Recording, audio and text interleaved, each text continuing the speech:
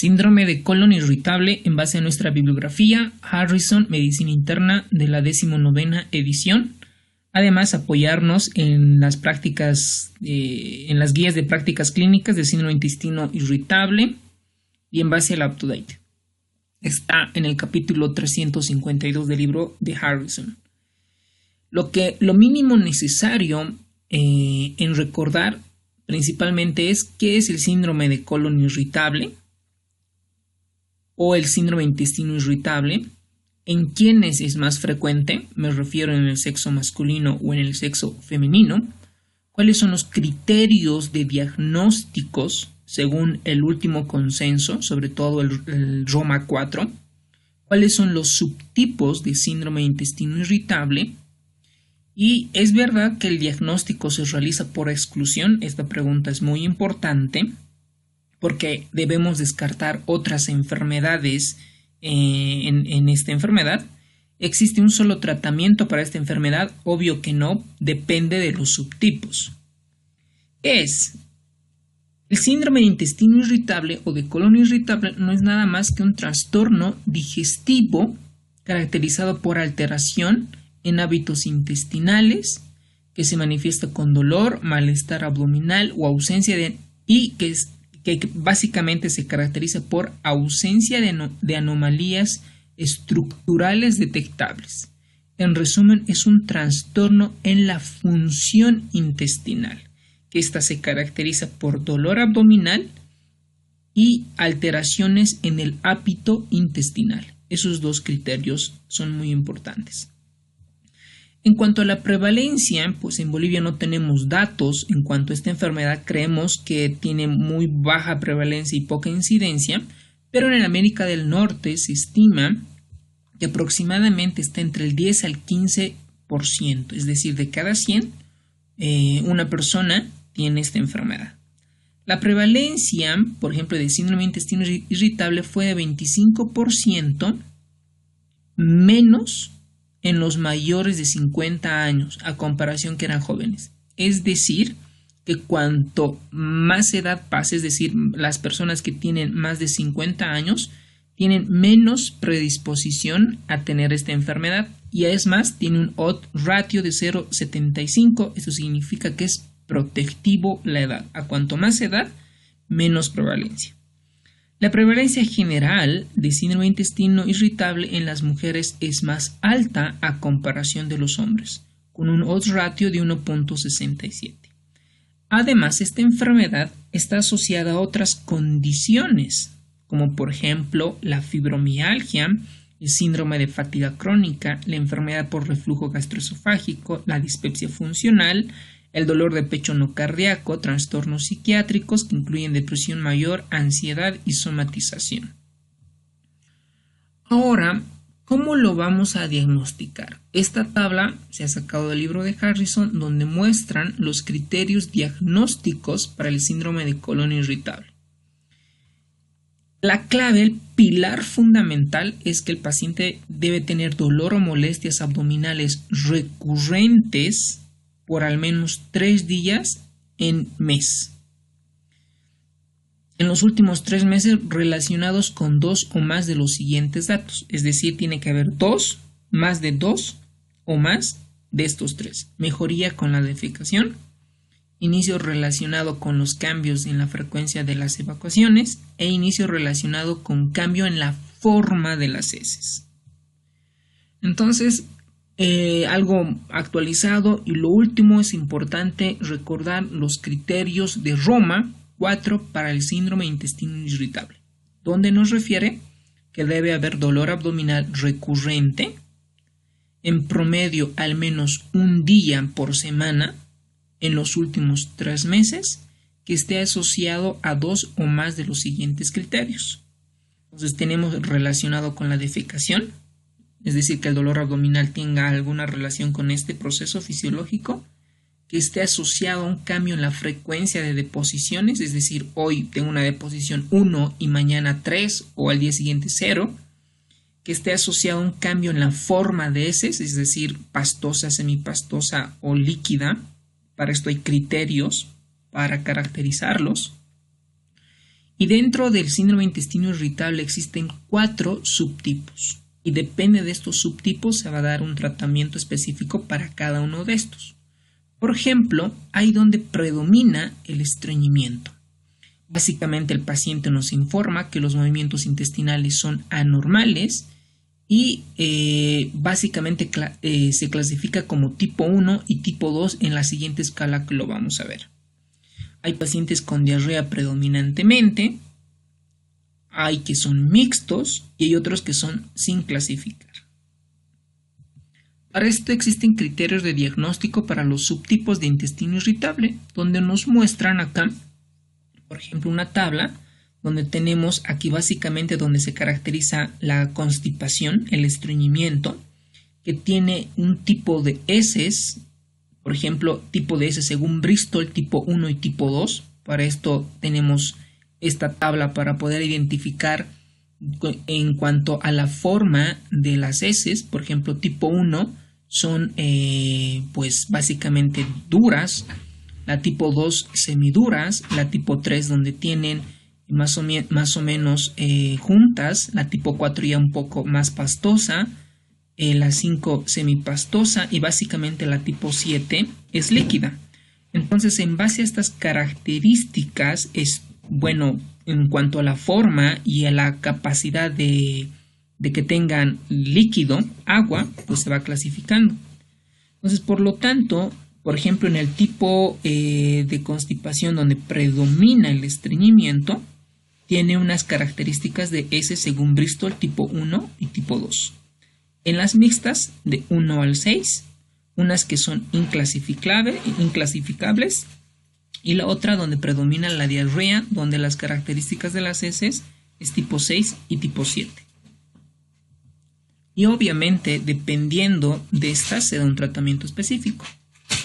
Ahora, el diagnóstico del síndrome de intestino irritable, algo que debemos aprender, es por exclusión. Es decir, si un paciente tiene dolor abdominal y tiene cambios en el hábito intestinal, pero de repente tiene sangre oculta en heces positiva, entonces ahí deberíamos investigar una posible cáncer de colon, ¿ok? Dependiendo de la causa.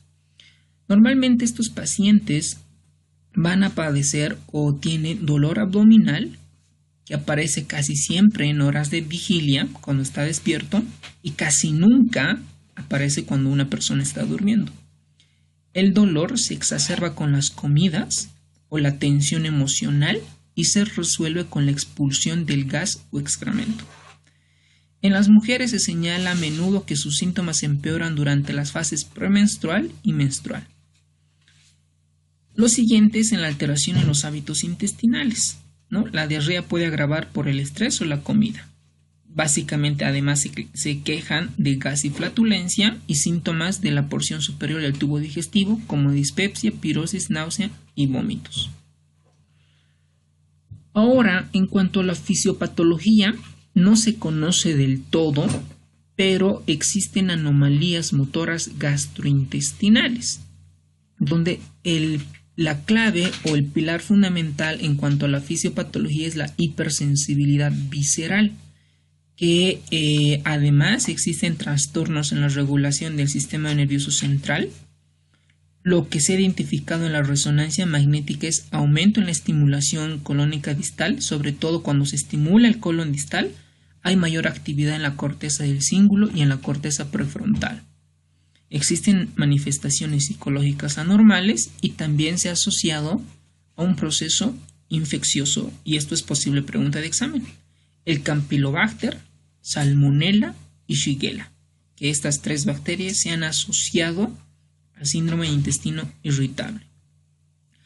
Ahora, muchos artículos y la bibliografía además menciona que la clave para esto es la hipersensibilidad visceral, es decir, que el intestino, todo el sistema entérico, es sensible a la comida, a la infección, a la flora bacteriana, etc. Para lo cual se han propuesto mecanismos para explicar esta hipersensibilidad visceral. Primero tenemos la sensibilidad del órgano terminal, es decir, que hay nociceptores silenciosos, existe una modulación en el sistema nervioso central, lo cual les predisponen a la hiperalgesia a largo plazo, una regulación cortical tónica y a la neuroplasticidad. Además de la alteración en la motilidad y a la hipersensibilidad visceral, además se han activado que existe un proceso inflamatorio en la mucosa. Están asociados sobre todo a conductos transportadores, sobre todo el vaniloide, que son esenciales para el desencadenamiento y la persistencia de hipersensibilidad visceral. Es más, aquí hay un fármaco donde actúan estos conductos. Otra propuesta es que hay una alteración en la flora intestinal, donde existen menos proporción de órganos como el Bifidobacterium y Lactobacillus, y mayores del Firmicutes, como los Bacteroidetes, que estos hay una anormalidad en la flora intestinal, y es más, uno de los tratamientos donde proponen es tratar de regular esta flora intestinal, y además se han identificado vías anormales en cuanto a la serotonina. Entonces, si nosotros nos damos cuenta, hay una alteración en el sistema nervioso central y entérico, existe una hipersensibilidad del intestino, y además hay un proceso inflamatorio. Entonces, cuando un paciente viene para hacerle estudio por un probable de síndrome de colon irritable, pues para esto existen, como habíamos mencionado, los criterios de diagnóstico Roma. Pero el libro de Harrison nos muestra, por ejemplo, que han salido 3, los Roma 1, Roma 2, Roma 3, de los cuales, por ejemplo, que tiene una sensibilidad y especificidad, la más alta es el Roma 1, con una sensibilidad de 24.3 y especificidad de 93.9. Si ustedes se dan cuenta, estos criterios de Roma tienen baja sensibilidad y la más alta es la de Roma 1. Con relación a la manifestación clínica, ya habíamos mencionado el dolor abdominal. Y aquí se hace hincapié en cuanto a las características del dolor abdominal.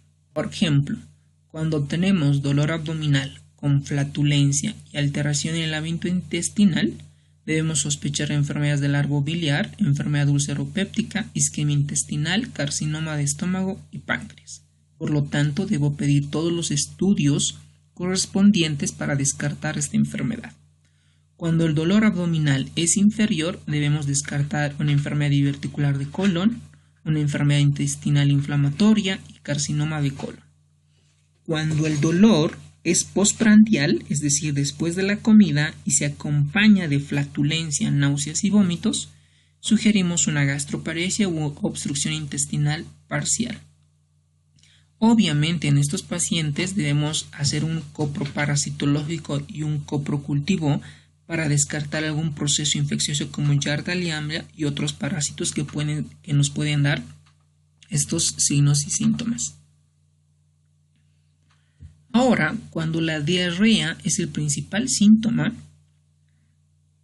debemos descartar deficiencia de lactasa, abuso de laxantes o algún síndrome de mala absorción, esprue celíaco, hipertiroidismo, enfermedad intestinal inflamatoria y diarrea infecciosa.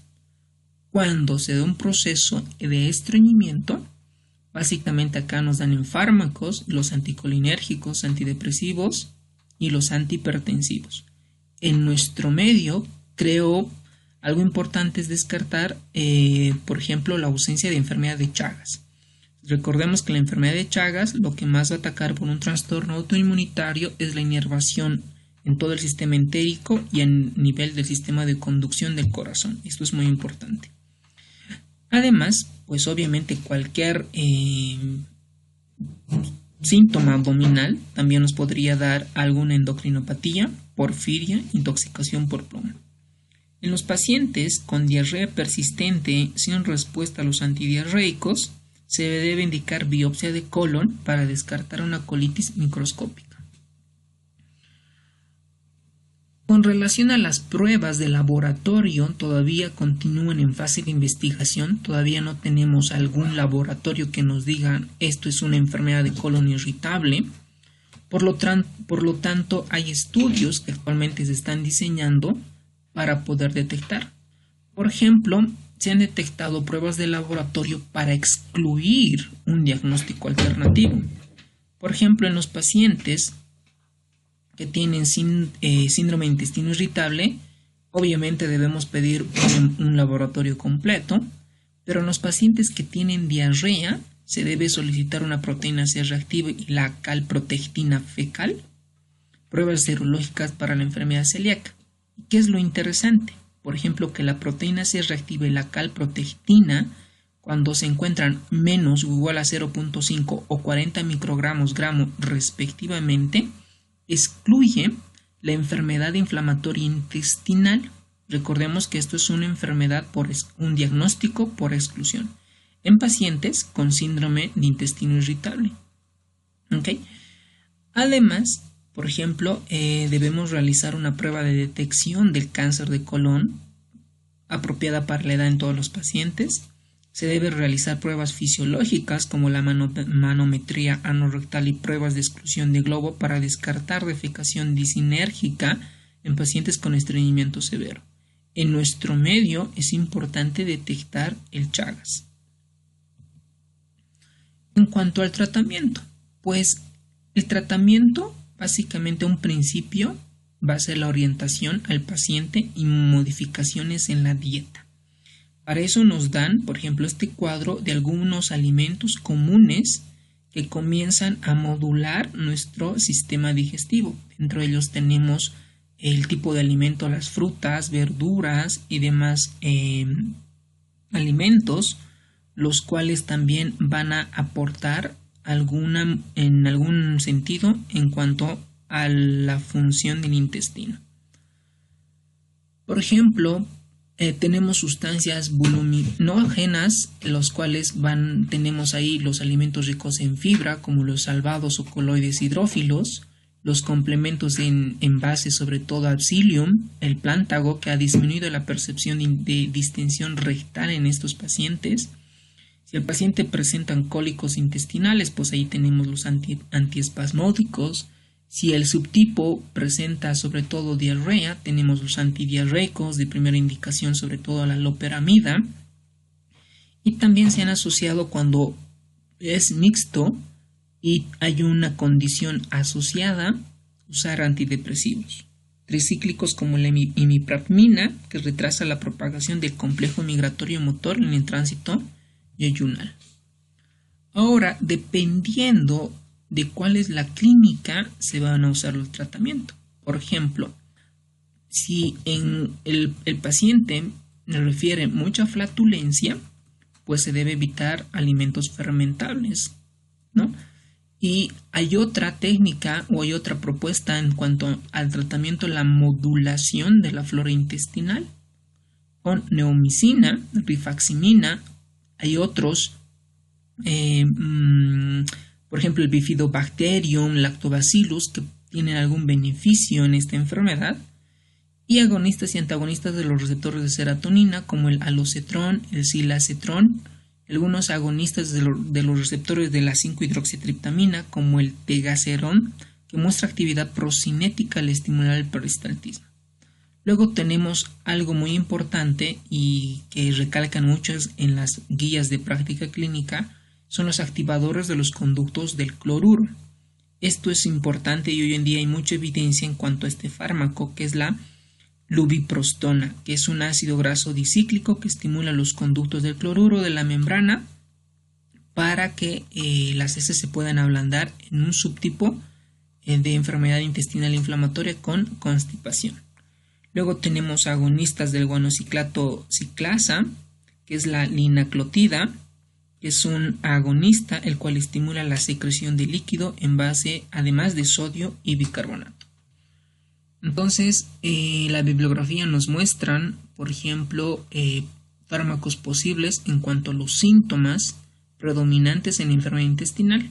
Entonces, aquí para la diarrea, antidiarreicos. Para el estreñimiento, pues procinéticos y ablandadores de heces. Para el dolor abdominal, antiespasmódicos y antidepresivos. Y para gases y timpanismo, pues los probióticos, algunos antibióticos y la dieta baja de productores de gases. Ahora, ¿qué nos dice la medicina basada en la evidencia en cuanto a las guías internacionales? Por ejemplo, los pacientes con síntomas leves o intermitentes, sugerimos no usar terapia farmacológica para el tratamiento inicial con un nivel de evidencia grado 2C. Para esto, ellos sugieren comenzar con un cambio en el estilo de vida, una modificación dietética, además de evitar el gluten y la prueba de psyllium en pacientes con enfermedad intestinal inflamatoria con estreñimiento. En los pacientes, por ejemplo, con estreñimientos que fracasa la prueba de psyllium, se recomienda el polietilenglicol con un nivel de evidencia grado 1B. Además, se sugiere la prueba de la lubiprostona y la linaclotide en pacientes con síntomas de estreñimiento que son refractarios a los laxantes osmóticos, con un nivel de evidencia grado 2B. En pacientes con síntomas predominantes de diarrea, lo primero son los antidiarreicos. ¿Okay? Por ejemplo, si no responde, se deben usar los secuestrantes de ácidos biliares como tratamiento de segunda línea. Además, refieren que dado el modesto beneficio y el seguimiento a corto plazo en los ensayos de rifaximina, sugerimos no usar antibióticos de forma rutinaria. Bueno, espero ayudarlos a verlo un poco y un saludo a cada uno de ustedes.